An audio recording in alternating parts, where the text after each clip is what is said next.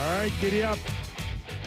The Real Kyper and Bourne Show. This is the Off the Rails edition, playoff edition. How fun. How fun. Nick Kypreos, Justin Bourne, Sammy McKee, Derek Brandeo, David Sis, Boom, Ba. So wherever you are, watching, listening, Sportsnet 590, Sportsnet 360, and Sportsnet Plus from 4 to 6 p.m. Eastern. Glad you're along for the ride. And of note, it is Friday. Texas at 590. Yeah. More so on today than any other day because we do run out of gas. Yeah, we really need your help. If you got any questions, thoughts, whatever, happy to have them. Plenty to get into, including the next 2 hours. Doug MacLean off the top of the hour will join us, of course, on Friday. And we'll tee up in our Leaf edition, the Toronto Maple Leafs, getting ready for tomorrow night's critical Game 4 at Scotiabank Arena. But before we do that, it's important for us at Real Kyper and Bourne to send our condolences to Bob Cole's family. The loss of a legend and an icon for all of us. Yesterday, news trickled in after we went off the air about the loss of Bob Cole. And since then, I have to tell you that every chance I've got watching Sportsnet last night through the great work of David Amber telling stories, Tim McAuliffe, the whole Sportsnet crew covering the legacy of Bob Cole from those early starts, Newfoundland and Labrador, right up to every iconic NHL big goal the last, 50 years. Yeah. I just couldn't stop watching. No. Every chance I got to listen to someone sharing a clip saying, this is my favorite Bob Cole moment, I listened to. It kind of reminded me of when Norm Macdonald passed and everyone was sharing these things. And you couldn't miss every minute of like a legend's career. And really the soundtrack, the true soundtrack to the backdrop of all of us who grew up in hockey to our lives. It's been really cool. Elliot Friedman had a neat anecdote off the top of a written article that's on sportsnet.ca that you can check out and just, really appreciative of all that he gave to us. Everything is happening was one of my all-time favorites. It was a great. I think of, all the massive Leaf games in my youth, like when I was in high school and like through that era of them being really good in the early 2000s. And he's just the soundtrack to all those moments. Yeah. And, Sundin tying it late against Carolina and just the way he matched the energy. I just, he's the absolute man, my favorite, everyone's favorite. So I saw that Sportsnet Stats put out the NHL players covered by Bob Cole during his broadcasting career. Gordie Howe, born 1928. Barry Kotkaniemi, born 2000. I was like, that's a really cool range. Yeah. It's just it was around for so long and called so many incredible players. Just who doesn't love him? Amazing guy, all-time Canadian icon. So turning pro, being in the NHL for me had a couple of checkmark moments for me. Yeah. One of them was sign an autograph. Yeah. One of them was getting on a hockey card. And one of them was listening to Bob Cole say your name in a hockey game on Hockey Night in Canada. Very cool. So I cracked with the Washington Capitals. We went to the conference final for the first time in Capitals history. And, of course, the regionals pick up the first 2 rounds, but then you get to the conference final, and now Hockey Night in Canada comes down to Washington and covers the last 2 series. Of course, the Stanley Cup final as well. So, it was just a must. I scored 1 playoff goal, and it was in the conference final against the Boston Bruins. Cool. And the next day I had my family mail me down a VCR of Bob Cole's call. Yeah. And that was it for me. Yeah. That's incredible. Yeah. That is really cool. There's not many, many personalities anywhere that everyone sort of agrees that this guy was, that I love this guy. And I thought Sportsnet did a really nice job, really nice tribute last night. And man, all the stars weighed in on that. And the one that, I wish there were more goals of mine. Yeah. But the other one was hold it Fuhr got nailed by Nick Kypreos, and it's gonna draw a crowd. Okay, I wasn't gonna bring it up because I know you don't love it. When you gonna bring? Was like, was he on the call when you buried Fuhr? Yeah. He just, you know, I even in reading Elliott's article, him talking about how, you know, telling other broadcasters to let it breathe, to don't talk now, don't talk over this, to, you know, stay out of the way, which is such an underrated tool that broadcasters have. And he was just such a master of knowing when we needed to hear his voice and when it was time for the action to breathe. Oh, baby. Oh, baby is right. Okay. Oh, baby, Saturday night. Going back to Boston, tied 2-2 or down 3-1? Looking for a prediction? Not yet. Setting the stage. Not yet. But at least there is some good news. Somebody found Willie on the TTC. Is that right? He's playing. Al, is he for sure? Come on, how can he not He's play? He's playing. How can he not play? Because I was told that he might play for 3 straight days, and he hasn't played. No, but this is the first time he's done the whole shtick, right? Okay, He's so done the interviews, line rushes. He's on the power play. This is taken on another life story. Mm-hmm. Willie Nylander in the 23-24 Stanley Cup playoffs because Elliot Friedman reported migraines. Mm-hmm. And listen, it is what it is. I mean, there's some people rolling their eyes going, are you kidding me? To, no, this is a serious problem. There's 1 billion people on this planet that are suffering from migraines, and it's a serious thing. Mm-hmm. I personally have had them in the past, but never to the extreme that I know other people have had them. Yeah. It's not to be taken lightly for some people that have really suffered. And I'm not saying one thing or another about Willie. I'm just saying that migraines suck. They do suck. Yeah. Have you ever had them? No, I have never had them. I have a family member who deals with them, but I know for sure Sammy's never had them. Well, because he's one of the guys. I've been dying for this part of the show. He's one of the guys that rolls his eyes and goes, I said it wasn't migraines in the playoffs. Give me a break. I said to both you meanies that I wasn't going to do this. And you're doing it. I abstained. I said yesterday I abstained from Willie conversations. I am out. So I don't listen. It represents a perspective that exists. The perspective that exists. I like to think that this right here is a great barometer. The zigzags logo. No, that's great. That this is a great barometer of how people are feeling about things. Mm-hmm. I have a lot of different people from a lot of different walks of life that come to me to talk about the Toronto Maple Leafs. I don't know why they do that. It's not like I'm on a radio show about it. What's the perspective? People are wondering here why he hasn't played. And it's, you know, I got friends from more northern parts of the province that maybe have different views, and maybe some people would in Toronto. Maybe it's a political thing. We don't need to get into that.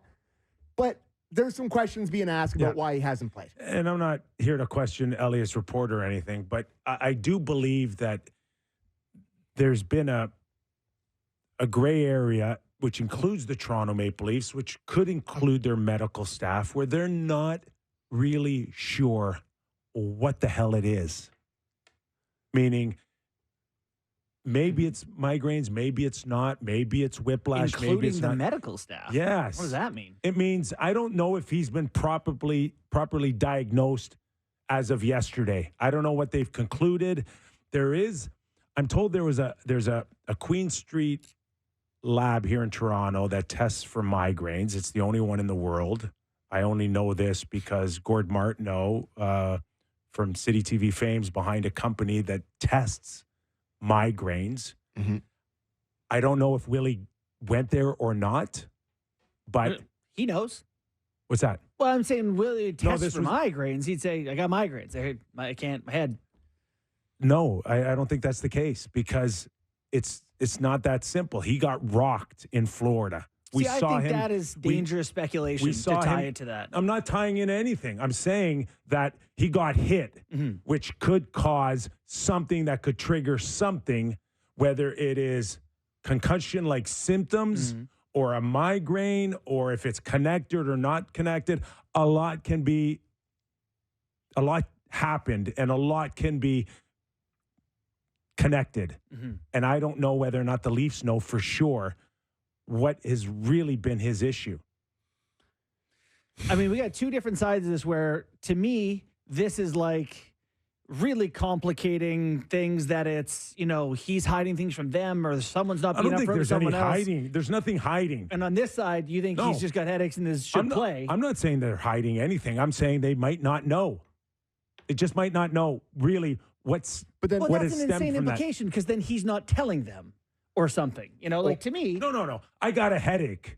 Oh, okay, I got a headache. Is it a concussion? Is it migraines? Is it a whiplash? Is it your low? Is it stem from your back, your shoulders? I'm not sure they've got it figured out. Okay. That's interesting. okay. And then, so he just feels better? So What like, changed? yeah, he feels better. Okay. He's just good enough to play. Hey, come to the rink. How do you feel? How do you follow my fingers? I don't know. But if they don't know what exactly they're dealing with, how can you really come out publicly and say, well, Willie's not playing tonight because we don't know. So, I mean, obviously, you know more than I do about that, and that sounds very possible. It's very possible. I'm just saying this is the playoffs, and every team is currently doing this. Like we're going to get to reports later in the day with Thatcher Demko where he's been reported out for playoffs, and the coach is saying, well, maybe he's not. We're just not going to say. If they know what's going on, they're going to say the same thing. We don't know. I will say the way this is covered now versus the way it would have been covered 10 or 15 years ago are two extremely different It is. things. I want to know why you're smiling. Because the last few days I've been accused of being the guy with excuses for the star players. That's why. That's why I'm giggling. Yeah. I can hear everybody right now going, "Oh my God." The guy that's supposed to be really tough on these guys is Listen, like no one's ever accused you of being an Nylander defender. That's never come up. Yeah, I do think that this is covered and the way it's been covered and the way it's been talked about, at least in the public eye, versus the way it's talked about off the air and amongst your buddies. If this was 10 years ago, the buddy conversations would be on the air. Which are? He should be in the game. He should be playing. Would Brad Marchand miss a game with a headache? Would Nathan McKinnon miss a game with a headache? Right? These are the conversations that I'm getting asked, that I'm having with my friends. I think headache is the type of verbal edge you give that. We're not too far away from a conversation a while ago saying, would a guy leave and go across the country because his kid's being born and miss a playoff game? Right. Right. Yeah, now it's see you later. Now right? times have changed. Yeah. Would you like to hear Willie? We have 3 separate Willie clips that'll combine for probably close to 25 seconds. So let's play the first one on what's kept him out. Okay. So clip 1 there, Derek. William, what can you tell us about what's kept you out of the series so far? Look, that's just personal, so I'm not going to get into that. But anything else you guys want to discuss? None of your business. Willie Nylander, is he playing? Clip 2. If I'm playing, I don't know. We'll see. Okay. And Nylander, clip 3. What's the biggest challenge getting back in? Rarely miss time. Like, what would be the biggest challenge jumping back in when you do? Nothing. Sorry? Nothing. Why not? Why not? Because I've been skating and everything. I'm fine. Are you fine? Yeah. See, I mean, That's a very I would not have gone that path myself if I was a Willie. Yeah. Or if I was a part of the team, I would have worked with him a little bit more on what you're going to say and how you're going to say it. What should have been said? Like it. What should have been said was that at this point, stop with the coy. We'll see. Okay, listen, it's been very frustrating for the Toronto Maple Leaf fans. You're highly paid. You don't come out and say, we'll see. You're practicing. You said you're fine. You come out and you say, I'm playing. At this point, on a Friday, 24 hours away, you come out and you say, I feel better. Yeah. I couldn't play before, but I'm ready now. And end it. I don't know. The implication there is that Toronto Maple Leafs fans, or you or me or Sam, are owed that versus other markets when they just there's no advantage to revealing it. I'm There's not big on revealing anything, but this one is really strange. This one's different. The guy gets hurt. The guy's out. Hey, when he's ready, he's ready. I get that. I don't disagree with you for what it's worth. This one is like playing, but this one was strange because he finished 2 games in Florida. There was no issues, and then he disappears for 3 games. Yeah. And nobody has any answers on anything. And I get the frustration from Leaf fans. the only point I'm trying to make in all this is that there's like very basic answers where it could be just that. Elliot Porty has migraines. He's had migraines. It's been dry. You can't, whatever, go out and play. They feel better now. He's ready to play. Like, we're really laying a lot of layers on this for me. Yeah. And maybe there are more layers, but I don't know. It's possible that it's not as complicated as we're making it. What did you make of his comments, Sammy? Hate it. I hate this whole thing. It's just turning me into the Joker. Like, if you're okay, okay, here we go. If you're well enough to be having outside on the sunniest day of the year, outside cruising around, going having ice cream, skating around, talking to the media, you're good enough to play in a hockey game. Following him to the ice cream Is he parlor? doing that? I got multiple DMs from multiple people about him in Yorkville yesterday, and I see him out on Blog TO. He's out and about. Like, if you're outside, you're in the sun, you're out and about, you got your arms out, tarp off, showing off for everybody, you're okay to play in a hockey game. And he's going to play. Good. Like once he's okay, should he stay in to keep you happy? No. Like, Well, not just Samuel- me. Like, Listen. he's a human. People don't know what athletes do between games. They're people. I They know. exist on Earth. But if you're debilitated, like, you've had migraines, I have not had migraines. you had a migraine. I've dealt with a couple here and there. Okay. Did you decide to go on a bright sunny day and hang out on a patio? Do you know we had one yesterday? I don't know. You sure maybe don't. Maybe they should have played yesterday. It would have been better. I Yes, don't know. better than Anyways. Wednesday. The one thing to Sammy's point about all of this, like not liking any of this, is that if, in fact, they go away quietly, this stuff comes back to really bite you in the ass. How does it bite you in the ass Where do if you you want to have start? migraines? Where do you want to start? They never said anything. So this doesn't come back And to I'm not bite saying- Willie. It comes back to bite the PR staff for not telling us. Who's it bite?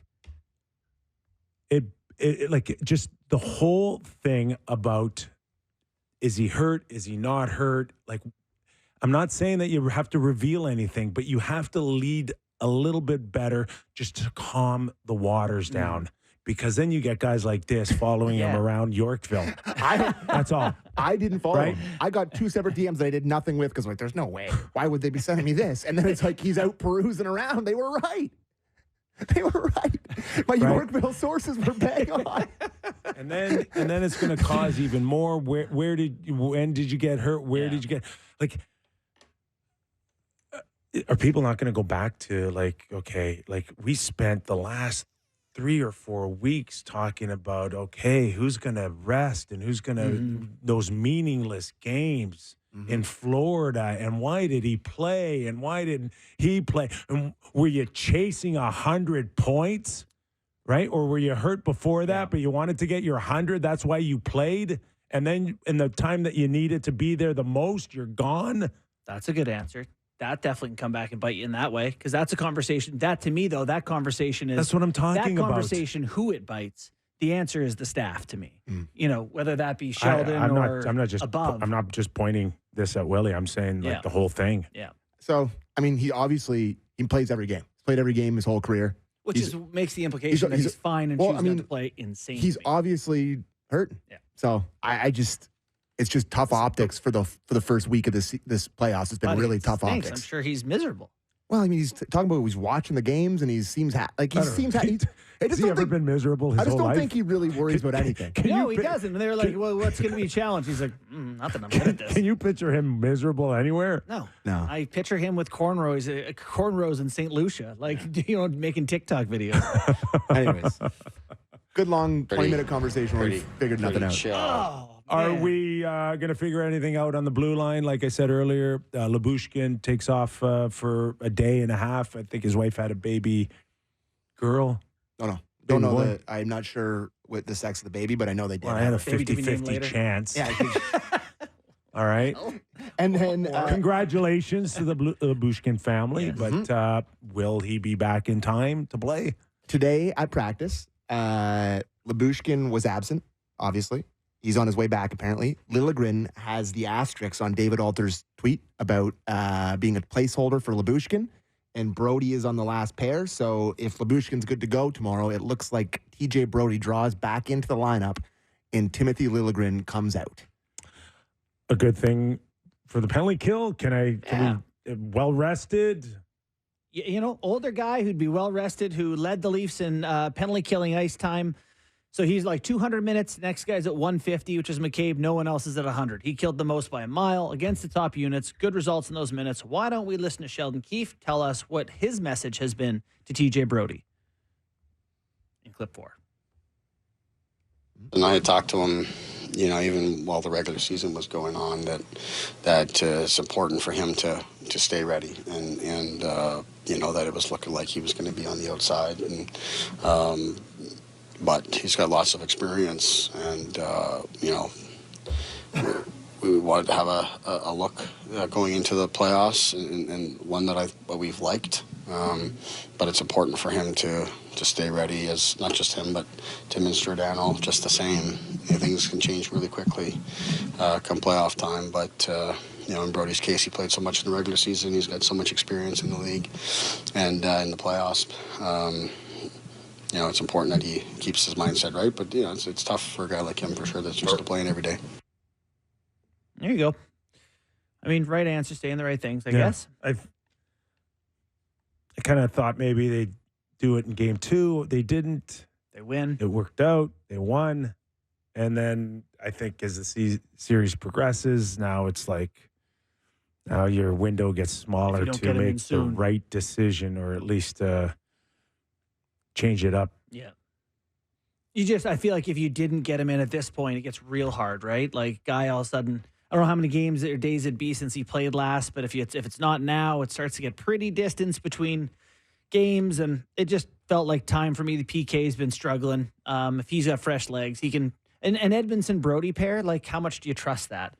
He's less maybe he's not as quick as fleet of foot or whatever, but he's less prone to the big mistake. Yeah, and Liljegren hasn't been good in any of the games, even in the game they won. And I think, like you mentioned there, if you're not putting Michael Bunting in, you're not going to probably put Brody in for Liljegren after you win a game. Yeah.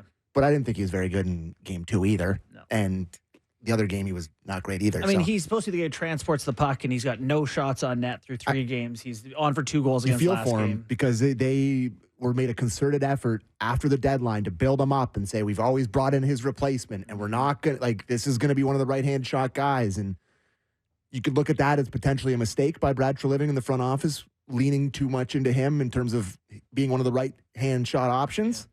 But it just hasn't gone well for 3 games, and they're pivoting. So curious to see how that affects contract talks this summer. Absolutely. In about 10 minutes, we're going to also welcome in Craig Simpson, former NHLer, does a terrific job this time of year. Him and Chris Cuthbert, man, do they, speaking of guys that put in their time like Bob Cole has over the last few years, these guys do a terrific job. So looking forward to Craig Simpson joining us. And again, top of the hour, Doug MacLean.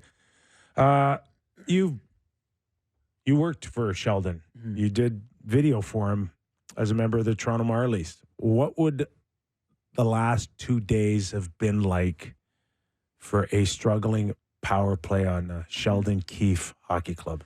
No, it's funny because he's pretty good about leaving it to whoever's in charge during the season. That would be Guy Boucher. But then it gets to a point where it gets cold, where it's very tense in the coach's office, and the longer it goes without goals, where it gets to some snippiness at times. And I imagine now he's running the power play meetings and walking through this all.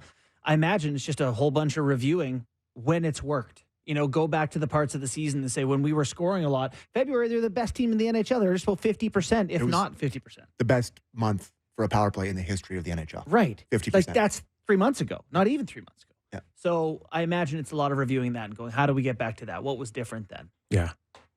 Again, it's you watch this time of year, and who wouldn't love to have a guy that could just hammer a puck from the back end, right? Like we watched Makar's the very best. Quinn. You were saying this Bouchard, yesterday, I think, off the air, right? just about how those guys just Bouchard, hammer it. hammer the puck. The Leafs don't have that in Morgan Riley. So, But every time he tries to shoot it, I'm like, okay, let's go back to passing it. but they've also got some guys that can shoot the puck. You hope that Willie can come back there and be that guy. Austin, you mentioned yesterday on the show if you want Marner down low with more flexibility. Yes. He's the only one. They don't move a lot in the offensive zone, but Mitch does. He can, right? He can circle around, find spots, create some holes with movement, and I think that's one way to get it done. That's if he can handle the puck. Sometimes if it goes back up to Morgan, it's to Austin, and then he hammers the puck. No, they've had 11 power plays in the series, and Austin has 3 shots over 3 games on those power plays, which, he's How not. about shot attempts, though? I don't know. I bet you they'd be a lot higher. I'm sure. But I do think that right now it's just there's no other option, so they know where it is. And so, they need to find some other way. If it's Austin handling the puck more so it can open it up on the other side. There's just times I've watched it last little while where it just seems so forced. But they know now. Now it's me with a 6-foot putt for par. In your kitchen. Just, if you missed the first 3. Do you expect to make 6-footers? Oh yeah. Oh, yeah. But there's it's in your head. Yeah. You've missed the first 2 in hole 1, hole 2. And now everybody in your group's like, boy, he's been missing these a ton. Yeah. And they're like, everybody in this city is talking about how this is killing us constantly at this time of the year. Dunlop. Yeah, we're working on it. And they just go out there and they're yipping. Yeah. These boys got the yips in the power play. They have all the talent in the world. They can pass, they can shoot, they can do whatever. It just feels like the yips, boys. It's in their kitchen. No doubt about that. Usually this time of year, you hear in dressing rooms all the time, take the goalie's eyes away. Like that Swayman right now, it seems like traffic or no traffic. Oh, boys. Like his numbers in the last 6 games, I think, against the Leafs. Yeah, they're ridiculous. Like, what has he got? Like a .998 save percentage? It feels like it. What is it? I don't have it in front of me. I had it on yesterday's It's lineup. crazy. Mike Kelly shared yesterday screenshots against from this playoff season. Swayman has had 10 screenshots against, no goals against. So that's very different last year than when they played Vasilevsky in the first round, who struggled on screenshots from distance, and that's where they made a lot of their hay. You remember Riley's OT winner? Here, I have it here. Kerfoot tip went in. I have it here now. He's 6-0-0. That's pretty good. Is it pretty good? Goals against average 131. Save percentage 959. 959. So we think they're going to go back to save him? games. I don't know. We got no. I clues. haven't got a clue what Montgomery's thinking. I think he's taking a tremendous chance going to Allmark. Yeah. But I think there's a possibility that he could do it. So Fluta Shinzawa is a Bruins writer, and he wrote about when Montgomery was in college, they were the only true tandem where they actually alternated back and forth. His University of Maine team, they alternated with Garth Snow and Mike Dunham. And when it went to the frozen, like all the way through the tournament, they stuck to the alternating goalies to a national championship. Mike Dunham got the final game, not Garth Snow, but that was their rotation. Montgomery did that? Montgomery was on the team when that happened. Oh, okay. I was like, oh my God, how long has he been No. coaching? He was on that Jesus. team when it happened. So he's seen it have success, is my point. It's a good angle. But Did they win? They did. They did. Yeah, they did. They won, Wasn't Korea- and they've stuck with it with Allmark this year. Was he Korea's teammate or something? Was there something with Korea? I'm an idiot. I mean, he was at Maine, so very possible. Do you want to hear Montgomery talk about Swayman owning the Leafs? Of course. There's a clip here. Yes, we do. So, clip from yesterday in Toronto, Montgomery and Keefe on Swayman. Swayman's had success against the Leafs. Do you buy into the idea sometimes a goalie just has a team's number, gives him more confidence, or is that just an aberration this year that he's 5-0 against? Yeah, sometimes I don't think that, but when Domi goes off the bench and bumps him on purpose, makes me think that maybe he's in their head a little bit. It's playoff hockey and things are happening all over the ice. I think with that logic, you would say every time they bump into one of our guys, maybe we're in their heads. I don't think that has anything to do with anything. Coach is in the media in playoffs. And, I love it. That's how these guys have a scrap.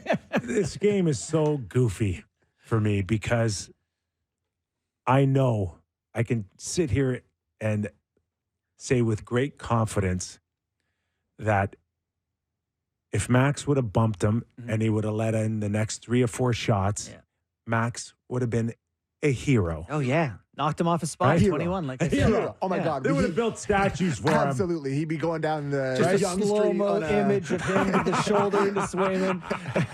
I love it. We should go to break in the summer. But it doesn't. Nope. No. And now it's like in the. I they're don't in think his it's kitchen. one extreme or the Max other. does that to everyone. But I don't like the fact that he risks taking a 10-minute misconduct, Right. or taking a 2-minute minor. Okay, we're going to take a quick break. As we said, we'll welcome in Hockey Night in Canada's Craig Simpson, maybe a quick thought on Bob Cole, and, of course, the all-important Game 4 tomorrow night at the Scotiabank Arena. More of Real Kyper and Bourne after these words. Welcome back to the Real Kyper and Bourne show. This hour, Real Kyper and Bourne, brought to you by Bet365. All right, let's not waste any time. Let's welcome him in. He's a busy man on Hockey Night in Canada. Let's welcome in Craig Simpson. Simmer, how are you?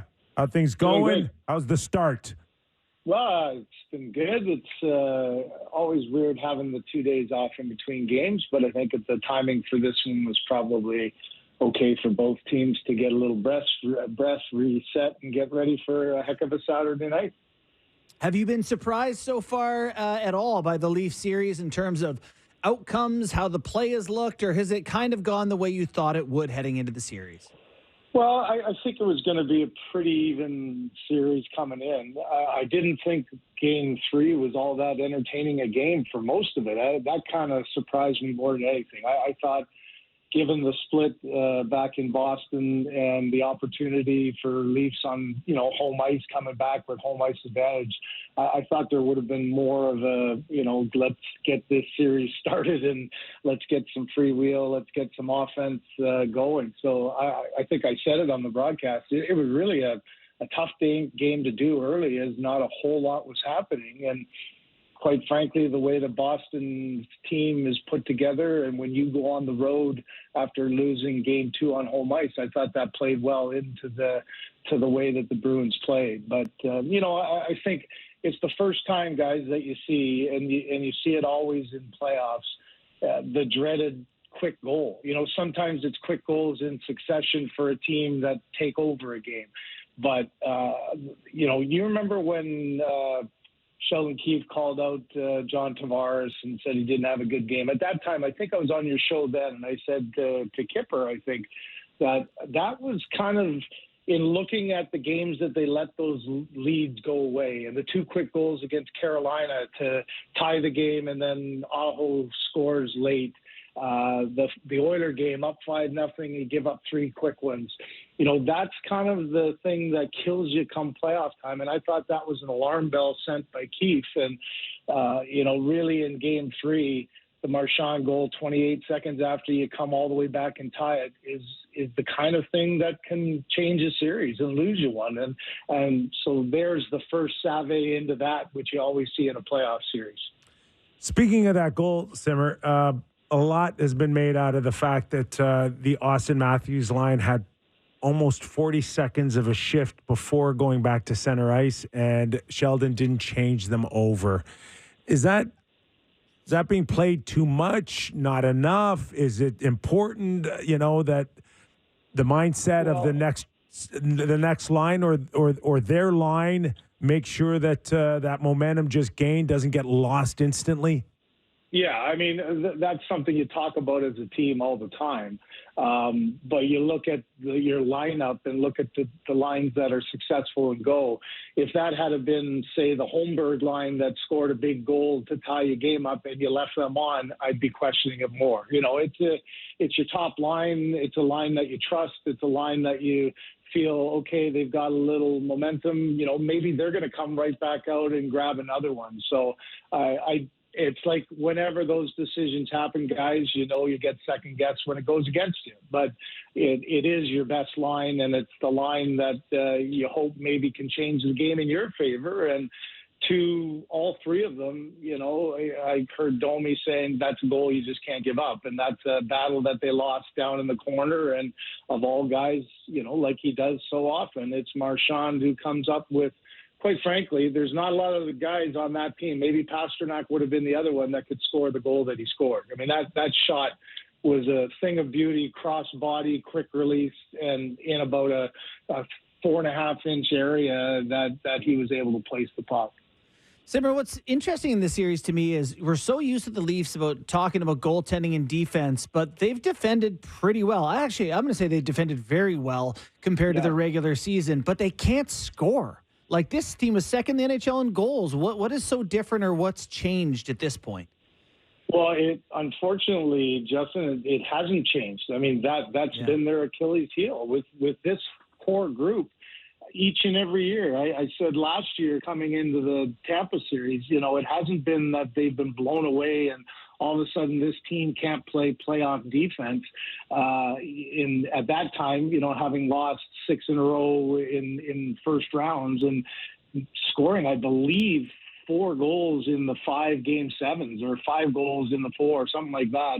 It's been the goal scoring. So that is the most difficult transition from regular season to postseason, is generating the same kind of offense that you do. I really do believe no matter how good of an offensive team you are, come playoff time, you have to find a way to generate it differently. I mean, it's not like you have to change yourself as a player, but you have to know that the offense isn't going to come by a lot of sloppy plays where you get transition from an offensive blue line turnover that you get a bunch of 2-on-1s, 3-on-1s, where that happens in regular season. That happens when you're playing 4 games in 7 nights and, teams aren't that sharp.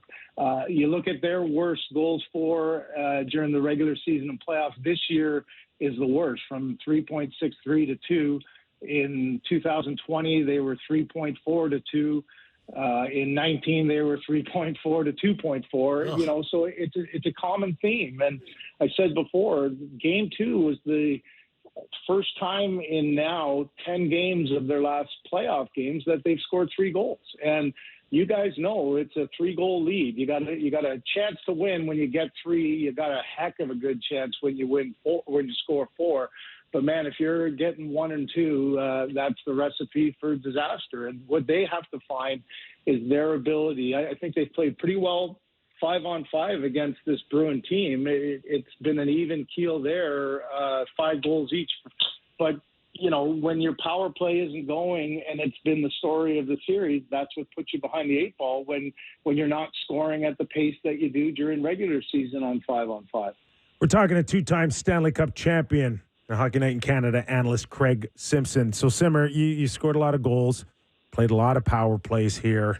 There's got to be a part of you that looks at this Toronto Maple Leaf power play and maybe has some sympathy on what it feels like to know that you've got a ton of talent, but you can't put the puck in the net at a critical time. But what do you see here, Simmer? Sometimes I see forced plays that aren't there, almost as if they've been overcoached on the X's and O's. Maybe they're undercoached. You tell me, buddy, what you see.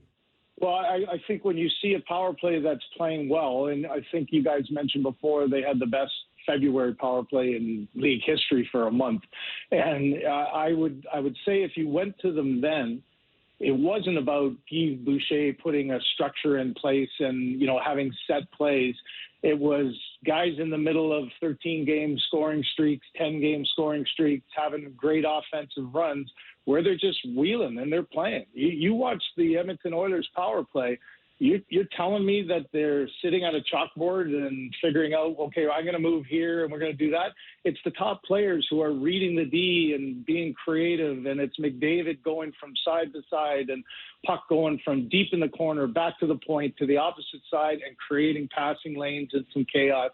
And I just think right now, I've lived it as a player, lived it watching it as a coach and working with the power plays, that guys can get really stagnant, where they get predictable, where the intensity and the confidence level, you can just see. If I'm a penalty killer, I'm forcing like crazy because I can see it in their eyes that they're not snapping it around with free will, and they're not just reading off of where the pressure's coming. They're trying to react to where the pressure's coming, and that's the worst thing that can happen for a power play. And unfortunately, it's gone cold at the worst time. I heard Montgomery was saying today that him splitting up a power play that was terrible the last 12 games of the year for them, splitting into two groups, put a lot of competition between those two groups, and it snaps some of the guys' minds out of, I got to find a way to get the puck to Pasternak here, or I got to get it over to Marchand here. And I think you see a little bit that there. How am I going to get it to Austin on that right flank? Or how am I going to get that cross-seam pass across to Tavares in the slot? And I do think there is something about that of just flipping the mental switch a bit and getting guys. First and foremost, you got to outwork the penalty kill, and that hasn't always been the case. And I would say there's been 3 instances on 3 power play goals by the Bruins that, quite frankly, they just won the puck battle for the loose puck. Mm-hmm. They won the positional battle to get to the net, and they won the battle on the rebounds. And, Jake DeBrusk was the recipient of 2 of those 3. So, going the other way, still going the way of trying to score goals, the Boston Bruins are going to have Mason Lowry, Parker Wotherspoon, and Kevin Shattenkirk in their lineup, which, not exactly the best D in the league. So they're going to rely on their goaltending. Are they going to go back to Swayman, stick with Ullmark? Where do you stand on this idea of sticking with what you've done all season versus going with the hot hand? Well, I think if I'm reading the tea leaves, I don't think there was any question that the plan going in was no matter what the result, Swayman was going to play game 1, Ullmark was going to play game 2, and then rotate back. I think the fact that Swayman, Ullmark started the first game of the regular season. Ullmark's a little bit more the veteran, but Swayman has been, really this year the better goaltender. And I think that the statement made by him starting game 1 was that almost to prop him a little up a bit that, hey, we believe in you, but we're going to continue on our routine that we've done all year. But I just look at, hey, man, you still got to be a coach that realizes what's your best lineup to put in. And right now, the Leafs haven't beat him with a shot. I mean, Camp's goal in game 1 was off the backboards, a rebound in front, and he had half the net to pop it home. Mm-hmm. You got a tap-in cross crease that Marner made to Knives. So, that's a play you can't let happen defensively if you're Boston. And then the Bertuzzi one is a shot pass from Riley going wide off the skate, off the leg of the defender and in. You mentioned the screenshots that he hasn't been beat by. Like the Leafs have not beat him one-on-one and put a puck in. And so for me, I think it would be crazy not to start him in game 4. Simmer, got to ask you about this return of Willie Nylander, or at least the potential of him. We believe hope so, huh? Yeah, we really hope so.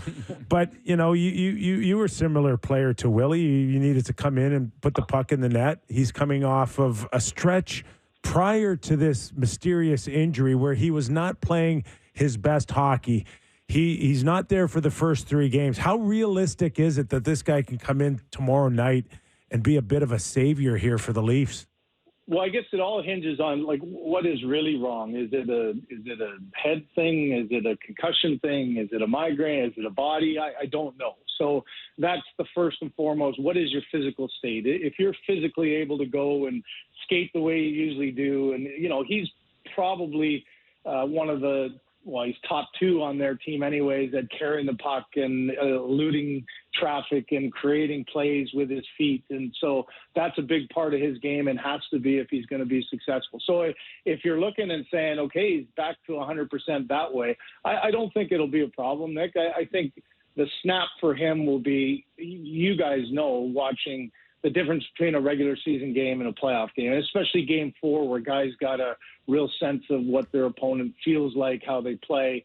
That'll be the biggest challenge, is to gearing up your competitive level to that next height. But you know what? He's a real good, talented player that, I'd hate to bet against him in the terms of saying if he's back, and the reason he's back in is because he's 100% healthy. I think he'll make a huge impact. And if you're the Leafs, you hope some of that will transfer to the power play, because if you continue on this special teams, trend that has been, this is going to be a short series. Simmer, I want to get your thoughts on how Mitch Marner's been used. Not so much his play, but how he's been used. They're throwing him in once in a while on the Matthews line in lieu of Domi. Yeah. Is that good for him or for that line? He's killing 2.5 minutes of penalties a night.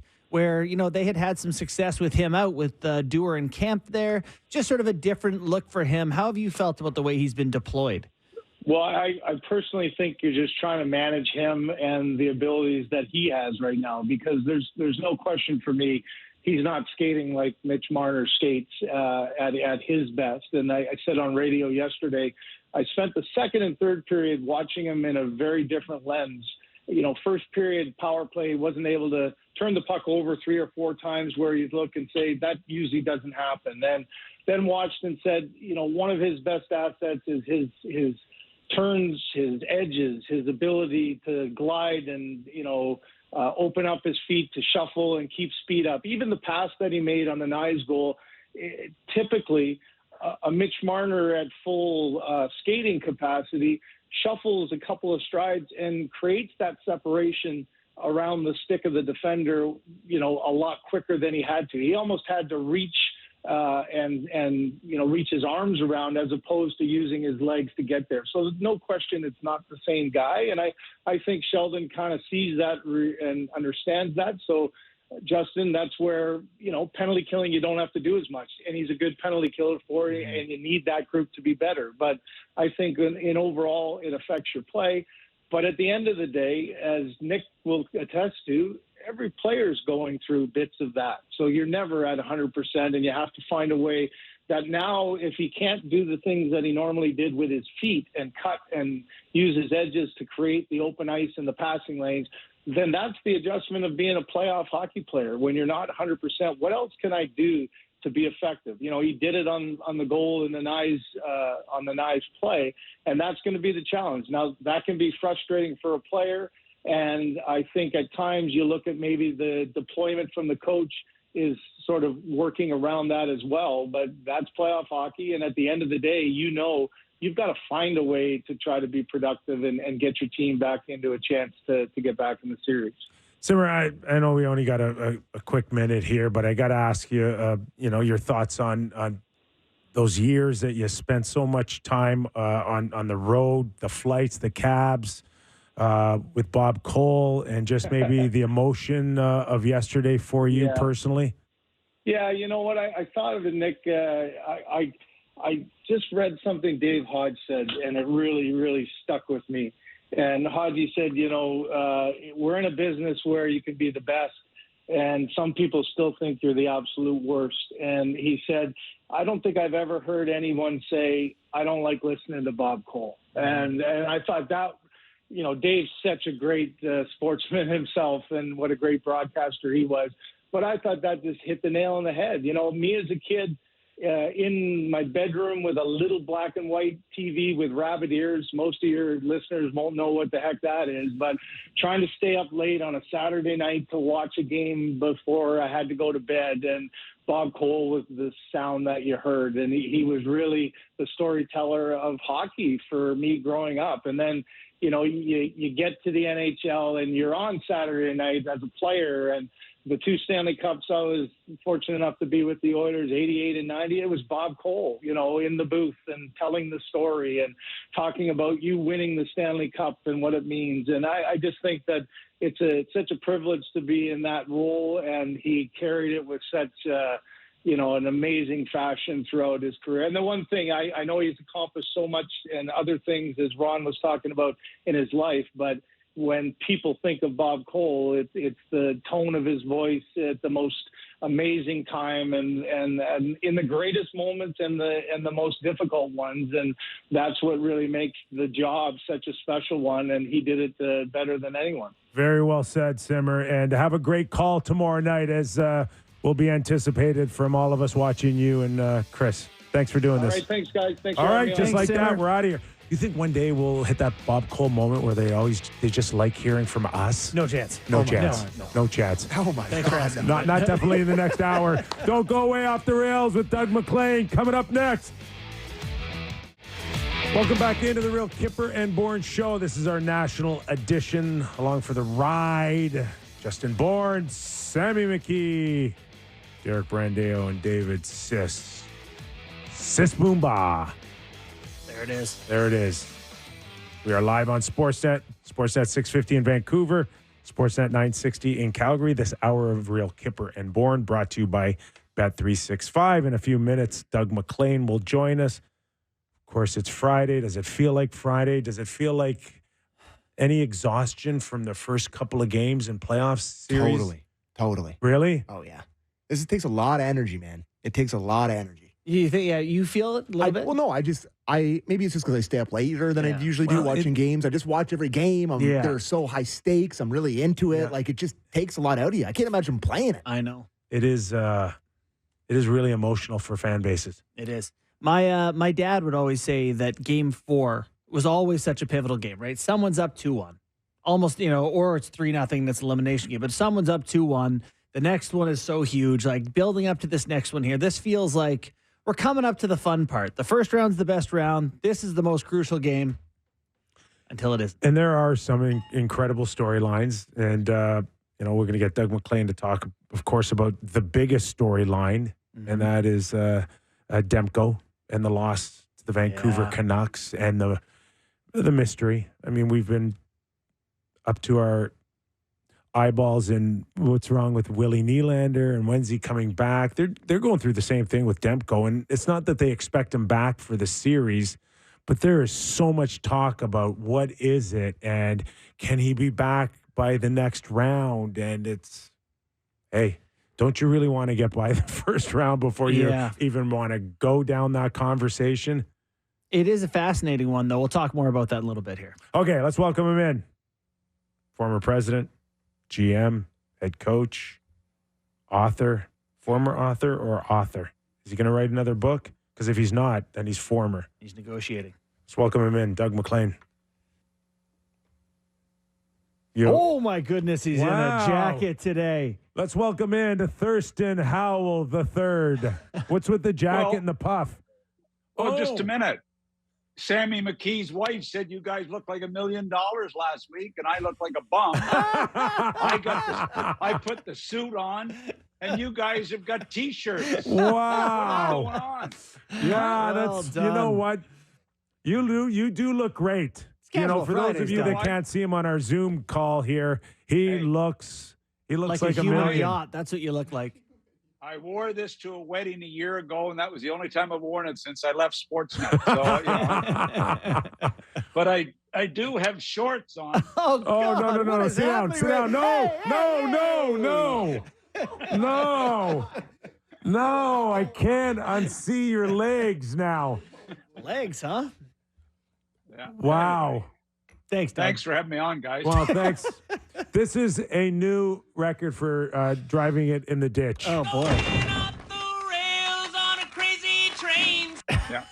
All right. Well, it must mean that you're excited for the start of the playoffs here and what you've seen so far. Yeah, look, it's been interesting to be, last night's game. It's funny how you watch a game and you get a feel. I never once during that game felt that the Tampa Bay Lightning were going to win. I don't. This series, I know it's been close scoring wise, but I've never felt that they're going to win. And I don't quite get why there's such a discrepancy between these two teams and the way one is playing playoff hockey and the other is playing cute hockey.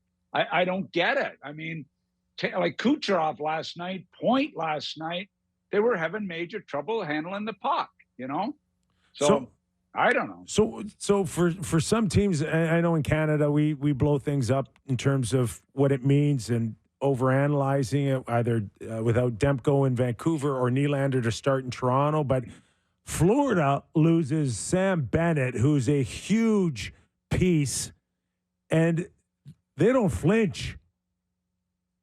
No, they didn't flinch. The guys that come in played key roles. I mean, the fourth line hems in Tampa Bay for a minute and scores a big goal. They get to the net. They're bothering Vasilevsky. Florida plays playoff hockey better than any team I've watched in the playoffs thus far. That's how focused they are, and they've done it all year. I thought it would be a close series, and I know the scores have been, but guys, that was not a close game last night. That was not close for me.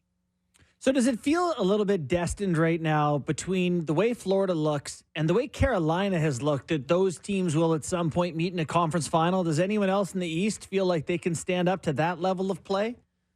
Well, the Rangers will be interesting. I mean, Panarin seems to have shown up this year, which is something he's had trouble doing at playoff time in the past. So, the Rangers, you can't discount them. I still am not sold on Carolina's goaltending. I know Freddie's been good, but I'm still not sold on their goaltending. So we'll have to wait and see what that happens when they get some real competition. The Islanders, it's been unfortunate with goaltending, the way that's gone south on them here. But you know what? Carolina's a better team. Yeah. Mac, as far as the Vancouver Canucks are concerned, nobody really gave Nashville a real chance here. And even after I watched game one, I'm like, Vancouver's I picked them, didn't I? a deeper team. You picked I think I did. looked back before and I said if there's one upset, it might be Nashville. And Nashville is that sneaky. We didn't really pay attention to them too much because they're Nashville. Right. But they can score. And, how much does Tocchet have on his hands here going into game three? Well, look, and unfortunate for Vancouver, you lose Demko. Like, seriously, not many teams can lose their number one goaltender in the playoffs and come out of it. It happens. It has happened. But you lose Demko, such an important part of your team. Casey DeSmith has been fine for them this year, but he's no Demko. He's not a Stanley Cup winner for me right now, and we'll see what happens. But that is a monumental loss, and you've got the Pettersson problem. I mean, like, this is a star, this is a superstar, and he's snake bitten right now, and he's uptight, and I mean, he's being interviewed way too much. He's given, like, I listened to his interview the other day. It was like, it sounded like it was a letter to Dear Abby. Like, come on, this is the playoffs. Let's focus on what you can deal with, and I feel a little sorry for them. But hey, they're still in this series. It's a long way from over. But, I really like what Craig was saying earlier. It's tough to score goals in the playoffs. You don't get many pretty goals. And you wonder why the lesser guys step up and score goals, because they know how to do it the ugly way. They do it by will. They do it by determination. They do it being greasy. And, I mean, you look, like, DeBrusk isn't that type of player, but look how this kid scores goals at critical playoff times, So you've got to find different ways at playoff time. And I'll never forget this. And I know I've told you this before, but I remember in our big meeting before going into the Eastern Conference Finals against Pittsburgh, I said, boys, I want Mario and Yager to absolutely hate hockey at the end of this series. And you know what? Both of them hated hockey at the end of that series. They needed a summer to recuperate. But it is easier to get two guys like that, I know they're the best in the world, to hate hockey than it is to put a puck in the net sometimes. And, Pettersson had that open net that we're all talking about, that the puck blew up on him. And then, of course, that starts with the fans. And then we hear Petey's comments saying, hey, hold on for a second. It's my first playoff with this type of atmosphere, as if, like, I'm trying to buy myself some, I don't know, sympathy, or, like, I'm new to this, or I don't know what he was trying to say that, but there is a message in that, Mac. And it's like, sometimes it can get overwhelming, even for the guys making $10 million a year. What do you do? Like, you went deep with, you had star players, went deep in Florida, Detroit. When your stars start feeling it a little bit, what do you do or say to them?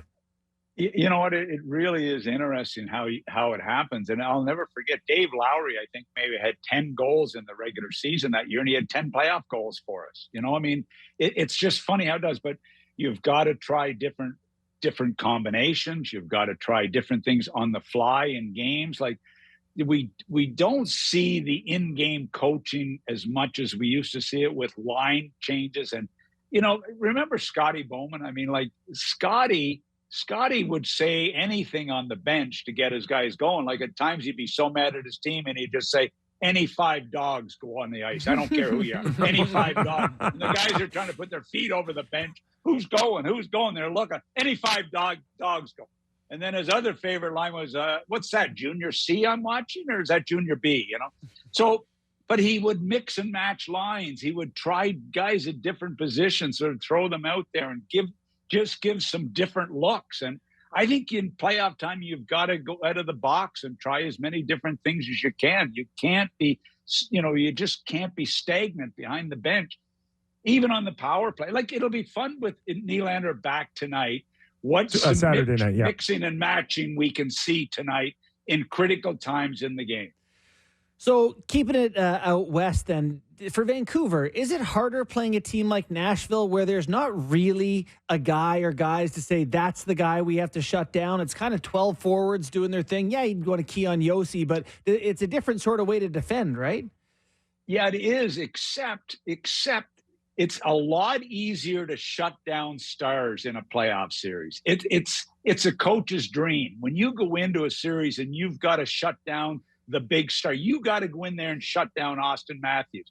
It becomes a rallying cry for your team. It becomes the focus of your team. And all of a sudden you got Ryan O'Reilly, who is a master at it. You've got Yossi, you've got McDonough, you've got some veteran guys that can step up and really get the job done and a really narrow focus for your team. So being the underdog and shutting down the big scores, like Craig said, it's tough to score at playoff time. It really is. And you can't score the same way as you scored in the regular season. It's got to be nasty. How did they score the goals on Bobrovsky in the Florida series? I mean, every one's been a tip in at the net. Mm-hmm. You know, we saw them or off bodies, off tips. I mean, it's got to be dirty goals. So, nasty type of goals. And your best guys have got to be prepared to do it. So if DeSmith can hold them, Mac, does this come down to like who does a better job of shutting down a forward, or is it Quinn Hughes versus Roman Yossi? Who controls more of the play for half the game? Yeah, you know what? You need Quinn. Quinn has got to do, and he's a young guy still. Let's not kid ourselves. Yossi is now a veteran player. He's been through some wars. But Quinn is a young guy. It's a lot to ask for him to carry the team, but he will attempt to. But you can't change Quinn Hughes at playoff time. Quinn Hughes is going to be Quinn Hughes. So Talk, you know what? It's really interesting. I think Talkett's trying to drill it into them that, boys, we all have to change a little bit this time of year and change our games a little bit, you know, and play through people and go over people and go to the paint with reckless abandon. The pretty goals, yeah, there's few of them scored, but they're not anywhere close to the regular season. Same in the power play. You know, it's as Craig said, it's not the blackboard guys. It's not the genius behind Toronto's bench there. What's his name? Boucher. I mean, come on. It's Mitch Marner making a big play. It's Nylander making a big play. It's Matthews making a big play. It's getting shots through from the point. We saw Riley, Morgan O'Reilly get a shot through the other night. You know, that's what it's all about. So I'm anxious to see the Leafs come out and play really hard tonight, and or when they in the next game and see really what happens. Yeah, I'm so excited. I got my suit on. Among some other Canadian series, let's talk about the Edmonton Oilers a little bit. Do you have any concerns that they split at home? They carried a ton of the play, Doug, and certainly seemed like the way more talented team. Yeah, I think, I was a little concerned, as I said to you guys, the goaltending. Skinner's had a real good year. I keep hearing how solid a kid he is and mentally tough he is, but it's the playoffs. And the other night, he wasn't great. He was not great. So he will bounce back, I think. But I think the team around him has got to bounce back too. LA, with the leadership of Doughty and Kopitar, they're not going to be an easy out. But there's no way this should be a close series. And I cannot for the life of me believe that Draisaitl, and company, obviously McDavid and the big boys will not figure this out. they're too good a team to lose to the LA Kings, in my opinion. Boy, when I saw Kopitar go high glove on the game-winning goal, my first thought was, why didn't Doug MacLean draft him? I saw that. So listen, boys, I saw that and I said, are you kidding me?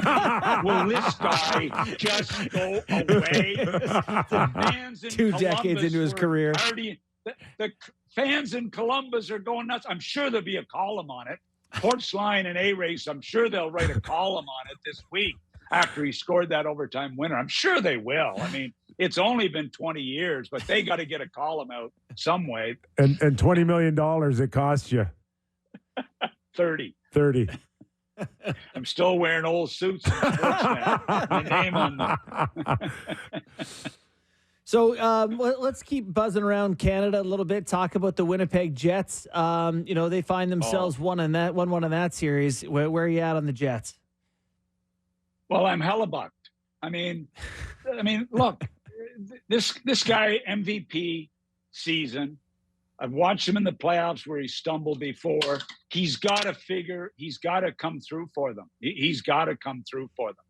And it was not, it was not one of his better performances. You got Georgiev, who's under all unbelievable pressure in the Colorado net, and he comes through with a pretty good performance. Hellebuck has got to be a lot better.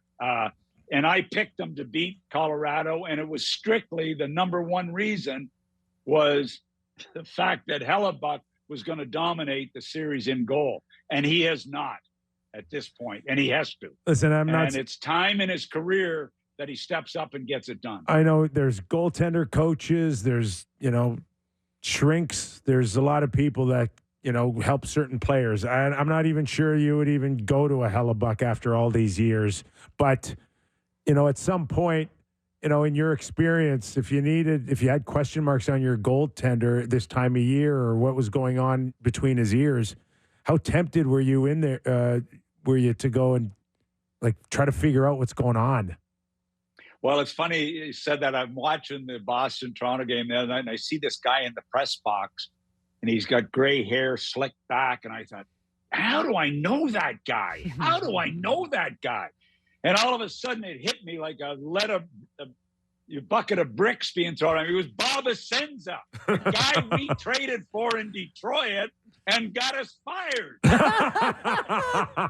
now he's the goalie coach in Boston, and he's got Swayman standing on his head. Hey, anyway, and looking like a genius. Traded for Bob.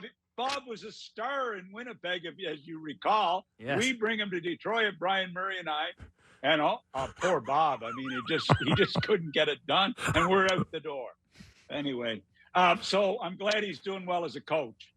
But I hear he's done a hell of a job, and he is a great guy. But when I saw him, I thought, "Oh my God, are you kidding me? I can't get away from the horrors of being in the National Hockey League." So if we're talking about some goalies that are running at the other side of the spectrum here in terms of getting into heads, the talk is Swayman with the Toronto Maple Leafs. We saw Max Domi give it the accidentally on purpose bump in between whistles. And what do the Leafs do to get to Swayman? Bumping him on the ice isn't going to do it. It's getting in his face and getting to the paint and bothering him in the net. The things that have been the same since Terry Sawchuk was in goal or Bauer for the Leafs. You've got to get to the paint and bother these guys. Swayman is in their head because, you know what, guys? He is an unbelievably good goaltender. And, this kid has University of Maine, good kid out of Alaska, but has become a star. And if Montgomery, I'm surely the God, he's put Allmark on ice. Surely the God he has. But look, this kid is good. He's that good, and he's a franchise goaltender right now. So he's in their head because he's on top of his game. And the only way you can do it is you've got to take his eyes away. And that's coaches have been saying that for 30 years. You can't let him see the puck because he's going to make stops. All right, Doug, I want to take and you know what? The Leafs don't have enough guys, still don't have enough guys that will do that. They want to be cute, and you're not going to score cute goals in the playoffs. All right. I'm going to turn the page here, and I want to get your thoughts on something important to a lot of Canadians. We recently lost a legend in Bob Cole. I'm sure you've interacted with Bob and have some history of some kind with him. Wanted to get your thoughts, your memories of the late, great Bob Cole. Yeah, look, Bob was, he was a terrific guy. And it's funny, I'll never forget going into Maple Leaf Gardens as a head coach and Bob Cole coming down to the dressing room and said, hey, Coach MacLean, can I talk to you for a minute? And I thought, okay, we're going to talk Newfoundland, PEI. Give me your line combinations, will you?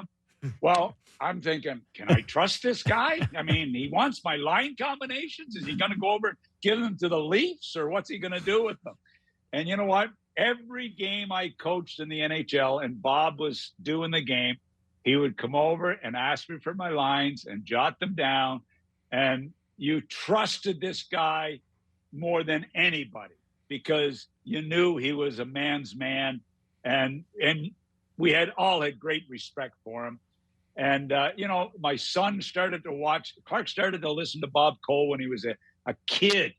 And he was devastated the other day to hear that Bob had passed because we grew up listening to Bob. And I listened to Craig talk about Dave Hodges' tweet, and I read it this morning and I reposted it because I thought it really hit home.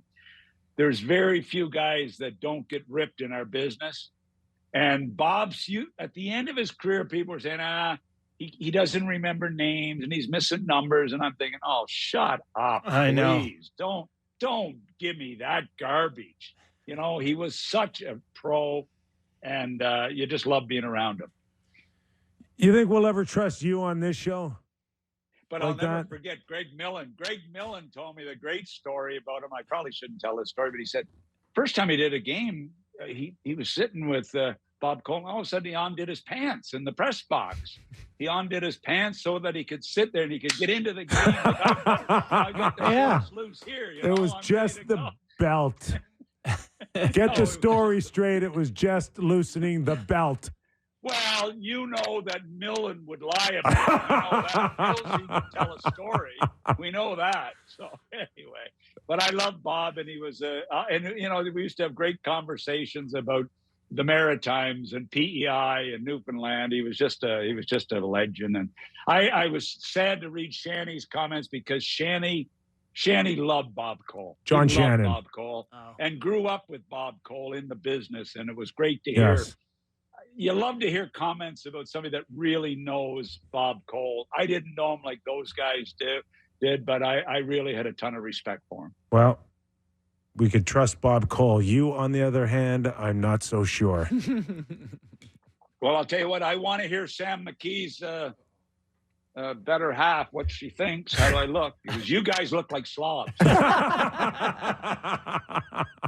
Hey, I feel ashamed. Listen, I was walking out of the bathroom with my shorts on and my suit. Jill said, "What the hell are you doing?" I said, I got up my game. They're all wearing suits now in Kyper and Bourne show. And flip-flops, I bet. No, bare feet. Bare feet, even worse. All right, Mac. Another great job today on Off the Rails Friday, man. You did not disappoint. Thanks for doing this. Guys, thanks, Mac. Thanks a lot for having me. I really appreciate getting on. All right. We know you do. Thanks. All right. Thanks, Mac. Can you believe he got dressed up for us? I love it. I can't believe he got up and showed us the whole package. Hey, easy on that. I just meant the whole outfit. We're going the complete package outfit. Real Kyper and Bourne after dark. We should call. We got stories about Coley taking his pants off. You talking about packages? What's going on here? We should call Off the Rails Friday. We should change it to Catching Strays Friday. where he just takes a line catches a stray. Bob Essence catches a stray. So true. Millsy. Like three guys are burning ears somewhere around the hockey world going, wonder what just happened out there. That was awesome. There's not many things I enjoy more in my life weekly than listening to you guys talk to Matt. I love it. I love It's it. a weapon. The best. All right. What do you want to do? You want to do game time? Let's do game time. And before we do game time, if we could flash, I don't know if Sis Boomba has the numbers to flash up on TV, but text us. I want to text from all over the country about your favorite team, thoughts, whatever you got for us coming into the next segment, because we're going to take them going into the last segment of the week. So text us 59590, 59590, and give us your takes, and we'll read them coming up after the break. But before we do that, it's game time. presented by Bet365. Visit the app for latest odds and find out why it's never ordinary at Bet365. Must be 19 plus. Ontario only. Please play responsibly. Now, I have refrained from talking about this. Oh. Until now. I will be attending the Toronto Blue Jays game tonight. What's tonight? If you Sammy, if you had have listened to this show on one fateful evening, I don't know when it was, about Shohei Ohtani potentially coming to Toronto. It is, like I've called many times, the saddest time capsule in the history of sports. I will be going to the Rogers Center this evening to boo the crap out of him. The ever-living crap out of him. I will be booing as hard as I've booed since the days of Vince Carter, since the days of Curtis Joseph coming back as a Red Wing. I will be booing. You booed Curtis Joseph when he was a Red Wing back to Toronto? Kipper, there's nothing that broke my heart more ever in any sports than Cujo leaving. Cujo leaving broke me in a way that I didn't know it could be broke. Anyways, enough about Cujo. Love Cujo. Great guest now. No. Every time you tell me this stuff, I get more and more the reason why you are the way you are. Yes. Anyways. Are you going to call him Pete Rose? Are you going to tie in the gambling stuff or just straight now? I will be going down there. It's a big night for me. Okay. Just to go down there and boo. They always lose when I go. I haven't gone inside and seen them get a win. So I'm not going to bet on the Jays. But just to further the feeling around the Leafs and the Jays and kind of the Toronto sports scene right now, it's not the most positive feelings. I will be betting on a Shohei Ohtani home run tonight, which pays plus 235. So I think with all the boos, at some point tonight, he's going to hit a home run and make us all sad. At the very least, you've now protected yourself it's against a happiness hedge. Yeah. So there you go. Looking at tonight's NHL games. Oh, just one more thing. Saw a little bit of my boy Ben Nicholson-Smith, who I love. Absolutely love. I know you do. We worked on At the Letters together since its inception. We were very close. The West End Weapon, great guy. Wrote an article today about whether they should boo Shohei Ohtani or not. What's happened to this city? We know your feeling. Your feeling is, and I like it, I pay my money, don't tell me what to do. Yeah. But what has happened to this city where there's even a question that the boos should not rain down on this man? He watched on his couch with his dog when we all freaked out. He used us as leverage. Boo! Boo! It was my first instinct when I first heard they Jays were interested in. Boo! They're getting played like a fiddle. Well, I read the column, and his point was that if they were getting played, he would have done it with the Giants just down the street. So this was a legitimate pursuit of their interest in the Jays. Okay, and there's 4 games on the ice tonight, so I'm going to the Jays game, and I'm hoping it's a quick one to get out so I can get some Jets and Colorado action, followed by Oilers and Kings. Jets are huge dogs in Colorado tonight. Ooh. Plus 140. Vegas is thinking that they're returning to altitude here. It's going to be a big crowd, McKinnon, so they're minus 165. If you like the Jets, you think Hellebuck's going to bounce back, some decent value there. Yeah, I do like that. And the Edmonton Oilers in LA are minus 135 favorites, which is a pretty big number. And there's maybe a little bit of value on the Kings there, too, at plus 115. Minus 135. Really? Yeah, it's Okay. good enough for me. Or And even in regulation. The other get a 2 plus. games, I mean, the Cavs are huge dogs, plus 145. And the Vancouver Canucks are minus 105. And the Nashville Predators are 115. Pretty close matchup there. I have no idea where that series is going. You could tell me a bunch of different ways, and I would believe them all. And that was Game Time, presented by Bet365. Visit the app for latest odds and find out why it's never ordinary at Bet365. Must be 19 plus, Ontario only. Please play responsibly. And yeah, I don't have a platform for, I talk a lot of Leafs. I don't talk much Jays on there. But if you're listening to this and you go to that game tonight and you do not stand up and boo when he comes up to the plate for the first time, leave. Get out of there. So it's over the being used thing. Yes. That's the part. And Okay. you don't need a lot of excuses to boo. We're sports fans. We're allowed to be petty. People are like, oh, well, You're right. You're such a good point. It's like, we're petty. That's the whole point. If you didn't can't choose us. It's villains. That's the whole point of sports, is to hate people, love people, boo, cheer. I'm not really following that closely. The LA Dodgers. They're really what's he doing? They're a lot. killing it. Yeah, he's amazing. He's killing Oh, it no, already? he's the best player in the league. Yeah. Oh, so he's worth $70 million a I year. think he has like Apparently. 15 doubles already. Like, he's out of control. Yeah, he's hitting like very good. 360 Yes. with like Yeah. Jays could use that Now left you hit can't pop. boo. Oh, I'm It's just booing. a phony boo. No, I'm booing. No. legit. Hey, Sammy McKee, I'm good. You know it. Come on. Boo. All right. Let's boo you right into break here. When we come back, we'll get some sound from, what would a real Kyper and Bourne show be without a John Cooper, Kipper's Clipper? We Great got point. talk as well. Mhm. And a bunch of texts. Tons of texts coming in. We'll pick the best of them when we return from Real Kyper and Bourne. The Capreos, Justin Bourne, Sammy McKee on Off the Rails Friday. So Doug MacLean earlier talked about the Tampa Bay, Florida series. Mm-hmm. Says that Tampa was never really in it. Yeah. How surprised are you guys? Cooper, a Super. John Cooper team down 3-0 in the first round. I am extremely surprised by that. You know, in terms of carrying play and stuff, it's looked pretty even to me through 3 games, but they've obviously lost 3 times. So I'm shocked all the Hall of Famers on the team that they haven't got one yet. Can you read that quote that you read to me in the break? Yeah. He talked post-game about the talk that they had was that, and I quote, the big talk was we want the believers to show up to the rink tomorrow, and if you're not going to believe, then you don't have to come. So we'll see how many guys show up tomorrow, which I like it, right? It's got bite. Yeah. And it's got a really strong message, but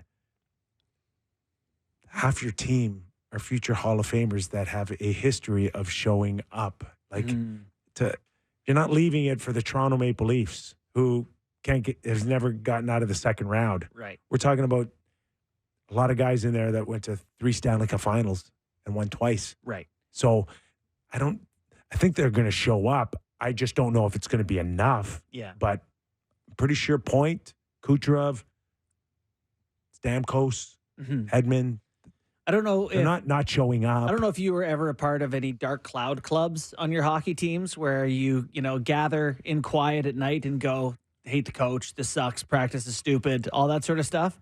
But there's a portion of a team when you're down 3-0 that's sitting in a hot tub or whatever, just going, we're cooked. Can I tell? You're still showing up though. You guys got your tinfoil hats ready? Oh boy.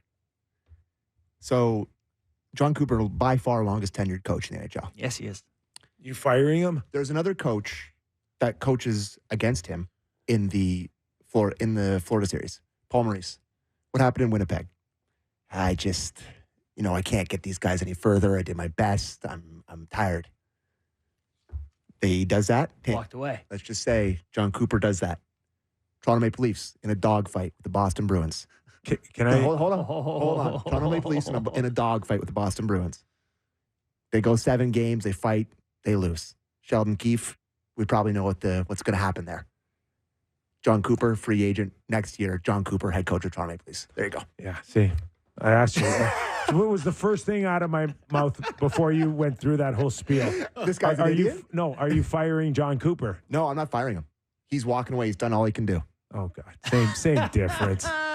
Same Wait, so you difference. thought Maurice got fired in Winnipeg? You know what? I'll say that's not the craziest thing I've ever heard. Can I throw another name at you? Please do. Same scenario. Yep. Took the guys as far as I could. Mike Sullivan, Pittsburgh. Yeah, I saw that. Oh, my God. column And then today. Keefe is the coach of the Penguins because of Dubas. Oh, my God. We figured it out. Tinfoil hat off. Yeah. It would be interesting. Everything's great. A sweep on where that whole program heads in Tampa. Yeah. I know the guys are locked in. Kucherov's locked in.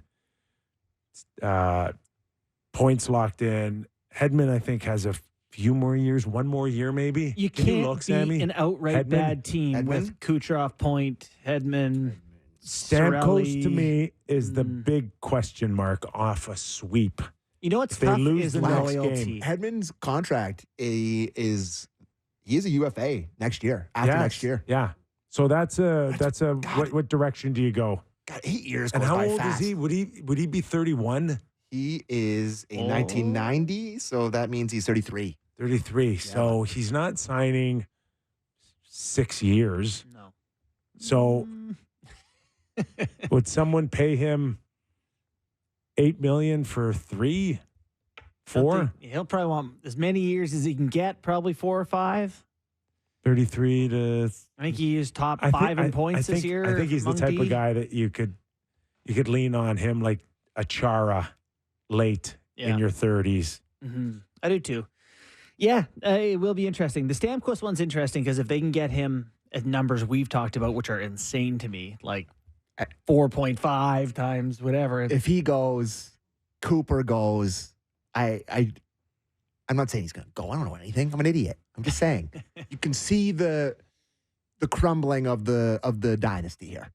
Like, where they were unbelievable, but like getting swept. Like, this is kind of the progression of things where they're unbelievable. They build up. They have some losses in the first. They have heartbreaks. They get A lot that of losses. Well, no, it's a slap shot line. That's all. Oh, okay. But like, you think back to them going to the final against Chicago, the sweep against Columbus. They come back. They win a couple cups that don't really count because of the bubble. And then John Cooper, and they get, they're going up and they beat the Leafs. Then they lose to the Leafs and they get swept the next round. Okay. It's just the progression of things. It's how it happens. It's up not and then the all the way craziest down. thing anyone's ever said. You in particular. Wow, I've said a lot of dumb things. So. Anyways. All right. So now John Cooper's the coach of the Leafs. Now that you've made him the coach of the Leafs, both teams are still actively in playoffs. All right. One Leafs team are down 2-1.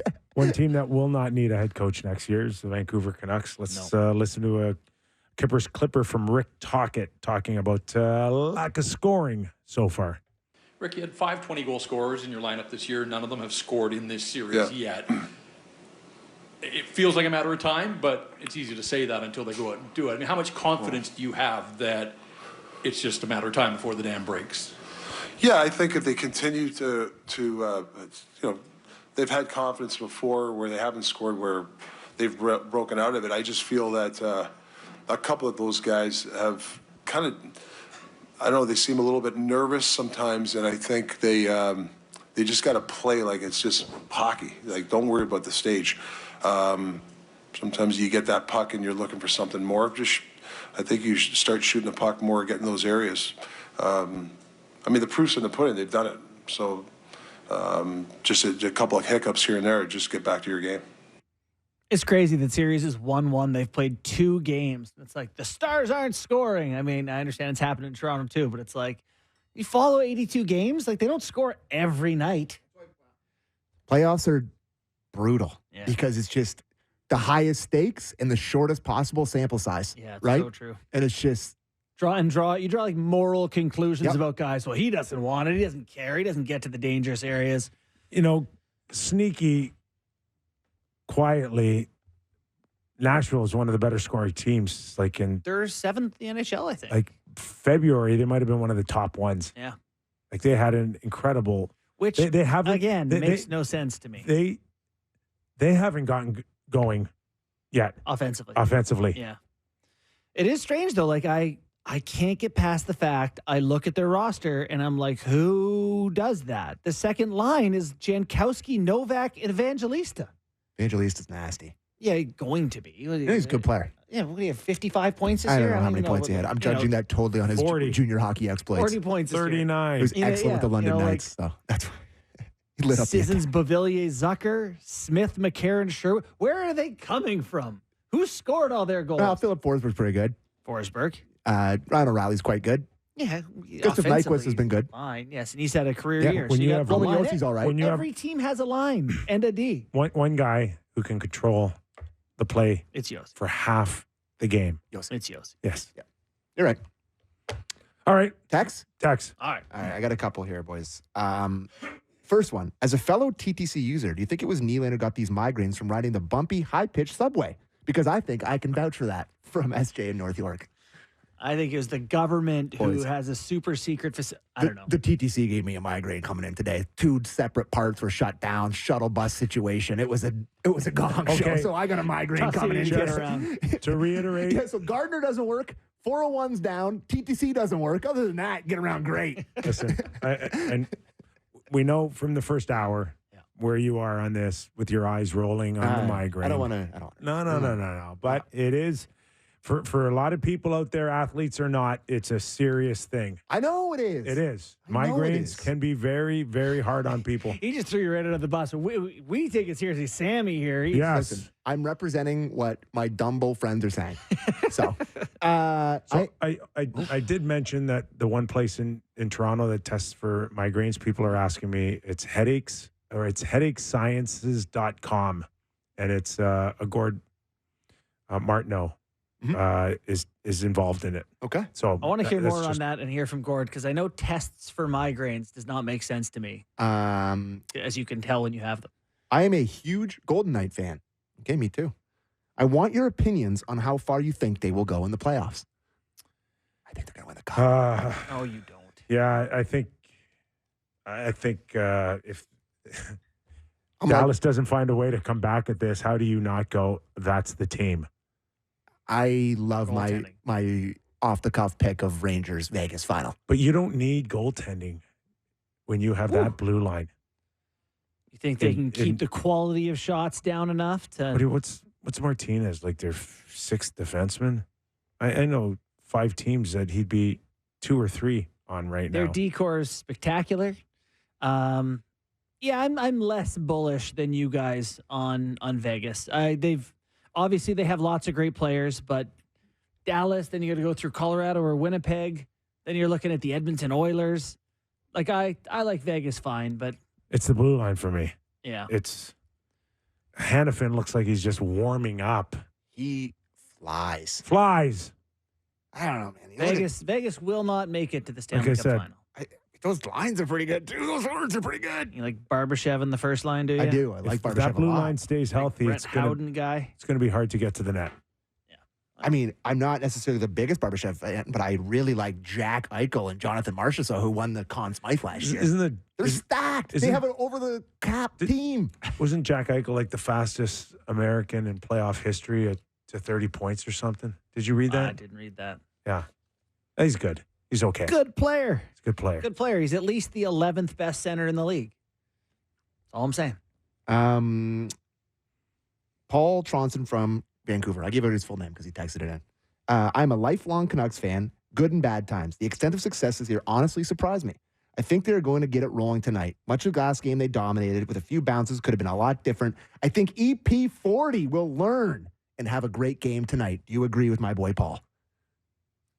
Good text. I do. I think Vancouver. I see they win? So I forget, was it you at the top of the show? It was like no one believed in this Nashville team, or everyone thinks the Canucks are going to walk. Everyone was saying Nashville's a upset candidate, and here comes Nashville. I think Vancouver's got a lot of talent, and they've been a good team all year for a reason, and I think DeSmith's a fine goaltender. I think structurally they're absolutely fine on their forecheck, on puck retrievals. I think they're fine. The frustration came in the other night was like trying to beat 5 goalies. Yeah. And at some point, the dam's got to break. Yeah. No, it is. You hope you spend the entire game in their end. If they keep going after them like that, that's all. Yeah. I have an article out right now They're going to have to weather the 10 minutes, though. That's a tough building. It's a good building. I loved covering the Stanley Cup final there. Oh, yeah. Sid beat them there, right? Yeah, the energy, like they're so into it. That's how I envision probably Salt Lake City. I do think what's going to be interesting. So I was saying, I have an article out right now on sportsnet.ca for AWS on ice tilt, on the, where the play is at basically over a 2-minute span of time, and that 2 minutes rolls. The Vancouver Canucks have been in Nashville on their end of the rink, a ton, almost as much as Carolina has been over the New York Islanders. It's been almost 2/3 of the game on Nashville's end. I understand they're blocking a lot of shots, but if you spend 2/3 of the game in the other team's half of the rink, you're going to get some bounces at some point. So I know it's tough to get through, but I still think Vancouver finds a way. So there was a concert last night that kept the series from playing. Was it U2? No. Oh, my God, imagine. No, I think it was Tim McGraw. Oh, I think. I mean, that'd be a hot ticket. I guarantee McAuliffe? that the most expensive ticket for the Preds Vancouver game was the cheapest ticket. Or no, the other way around. What I'm trying to say here, costs way more to get to Tim McGraw in Nashville than it does to get to Vancouver. Good chance. Yeah. You don't think? Yes. Yeah. Well, I don't know. There's some connection with the Nashville Predators and music this year. Sing me a Tim McGraw song, Kippy. Next question, Sammy. We're pretty much out of text here, boys. Not a ton of great stuff today. All right. Sorry, texters. We got 4 games on the docket tonight. Okay, before that, can we just write your Islanders off this weekend? Yep. Yeah. We can, eh? Yeah. We sure can. Okay, last game they were very good for the first time. What happened to Sorokin, the third best goaltender in the world behind Vasilevsky and Shesterkin? Where did he go? I don't know. I feel like Lane Lambert really had the Islanders in a bit of a pickle. Like their defense was a mess, and they spent his whole season in the D zone basically, and he had a tough time with that. It got better after Patrick Waugh came in, but eventually Varlamov was handed the crease and ran with it, excelled. Sorokin didn't play a ton. Then they threw him in a playoff game against the most dominant possession team in the league, and he got lit. Tough bounce. He'll be back next year. With better defense and structure, he'll be better. Rangers, Carolina, second round is going to be firepower. Sorry, Caps. I know you don't. Let me add a scoop of dirt to that. There, no chance for Ovi to get hot. Is his coach still mad at him? I don't know. It's tough to see a way through for that group. Quickly before we go, I played golf yesterday, and I promised my buddies. I met two guys on the golf course. And me and my friend Matt played. And your buddies already? These two guys, 12 and 13, Lior and Lev. Who outdrove you? Diehard Leaf fans. Love them. And they were really interested in what I did. And my buddy I played with is a former Olympian, and they just called him chop liver. They were asking him a million questions. And we had a blast. You're a celebrity, They were Sammy. unbelievable kids. We had an absolute blast, and I just wanted to give them a shout out. Loved playing with you, Lev and Lior. Way to go, boys. Love that. Are they Love it. under the impression that we were like you're our Frankenstein of the real Kyper and Bourne show? Oh yeah, I made it. We built you. Yes, I made it very clear where I was in the pecking order. Like I played with a former NHLer, a guy that worked for the Leafs. I made it very clear. But we had a blast. I played like crap, but it was all right. Beautiful day. Give me a score tonight: Oilers and the Kings. I just think the Oilers 5-2. Yeah, like 5-1, 4-1, somewhere in really? that ballpark. Yeah. It's time for them to just walk away with one here. No. I think Edmonton wins, but I liked some of what I saw from the Kings in that game. They're gritty. Like they got outplayed for sure, but they're clutch and gritty. There's the early Kings that look like one of the best teams in the league this year, and then there was the later on Kings who, thought, okay, they stink. Yeah. So there's somewhere in the middle that Kings team. Yeah. And I think that middle, they're going to hang around there. I would say the Oilers need to not play around with them too much because we're talking about on the other side of that, some pretty good hockey teams. So you want to dispatch them as quick as you can. Other Canadian team in action tonight, Winnipeg Jets in Colorado. Do you have any vibes on that series? Hellebuck has to come back and win this game. I've got 4-2. Sammy? Winnipeg. They call Colorado? Colorado? I really think that they needed to get both of those babies in Winnipeg. Yeah. If it Avalanche come out hot tonight, they get a couple early and they start doubting Hellebuck again. And it's just, I think they could easily win tonight. The Jets, they're a good team, good goaltending. But if they lose this one tonight, I am very concerned for them. I got a low scoring game, 2-1, 3-2, something really? like that. And it will come down to goaltending. I'll give it to the Jets because I picked them to win the series. To Smith, does he grind one? Does he find a way to win tonight? Buddy. Full Canadian homer today. 3-2? I think Van wins tonight. Big statement game for them. All right. 4 games on tap. Sportsnet's got them all. Find your game. Enjoy it. Enjoy your weekend. And then we're back on Monday to do it all over again. If you get a chance, give us a rating, a review. We love to hear your comments on our YouTube channel as well. Have a great weekend, everybody. Stay safe.